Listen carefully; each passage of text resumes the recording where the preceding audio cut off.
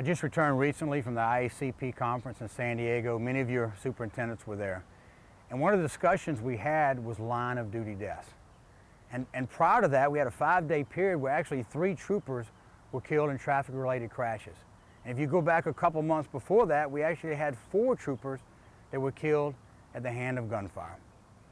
You know, we've got to think and remember the ultimate price those troopers paid.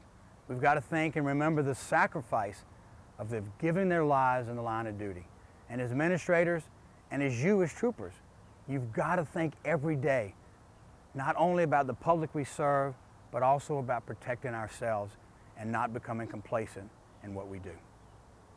Just recently, I was at the grave site of a fallen deputy. As I knelt at that grave and I had that American flag and I had the ribbons and badges in my hand to give to the wife of that fallen deputy. As I knelt down beside her and I looked up in her eyes and I said a few words of encouragement, I told her that I was giving her this flag and what it represented and what an incredible individual her husband was as a deputy, as a police officer, as a husband, as a parent and a father. And as I did that and I looked at her, the words that came out of her mouth were why. Why did this happen? You know, as an administrator, we can sit here and we can tell you how it happened. We can tell you what happened. But as I thought about that day, and I think about it every single day since then, is that we can't tell you why it happened. And that's the saddest part about it. Because as administrators, we want to be able to fix that why. We want to be able to provide you with the training you need and the tools you need to do your job, to effectively do your job. You know, we talk so much about safety. We're on our highways, we're patrolling, we're doing everything we can to protect the public, but sometimes we forget about ourselves. We forget about simply taking care of ourselves.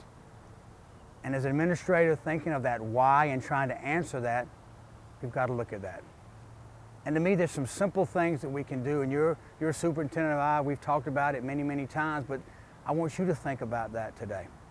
You know, when you get behind the wheel of your unit, we tell the public this, but you know, the safest thing you can do is simply wear your seatbelt. You get in there, you secure yourself behind the wheel of that car before you take off. The other thing is that, you know, when we get on our cell phones, we're texting, we're talking, we're dealing with all the other electronic equipment in our vehicle, but you know what? That's best handled when you're parked, not when you're driving. You know, we think about protecting ourselves when over 80% of violent crime in this country, it deals with illegal weapons and it deals with narcotics. Well, what about our ballistic vests? You know, whether it's your policy or not, again, the safest thing you can do is wear that ballistic vest. It will save your life. It has saved the lives of many individuals in this country, Canada and in Puerto Rico. It's there for a reason. I encourage you to wear it. The other thing is your traffic vest. You know, when you're directing traffic at the scene of a crash or an incident, it's hard to see us at night. But when we wear that reflective vest, we're more readily seen. So whether it's in the middle of the day or the middle of the night, wear that protective vest, wear that safety vest that you have at the scene of a crash and the scene of accidents and incidents. That's the thing that we ought to think about doing. You know, I have to tell you that safety means so much to me. It means so much to your superintendent. And to be able to take the time to do the things we need to do to be safe, then maybe we're not at that graveside. Maybe we're not at that memorial as much, because the IACP's goal is 0 officers' death. Your input, what you give back to us, is vitally important. For us to make a difference, we need to hear from you. Please, give us your ideas, give us your thoughts, give us your perspectives, because that's how we make a difference. We make a difference by listening to you. I can assure you we'll take that information as superintendents and chiefs across the country. We'll listen to them, we'll look at them, we'll study them, and where we can, we'll implement them. You make a difference. Please take the time to let us hear from you.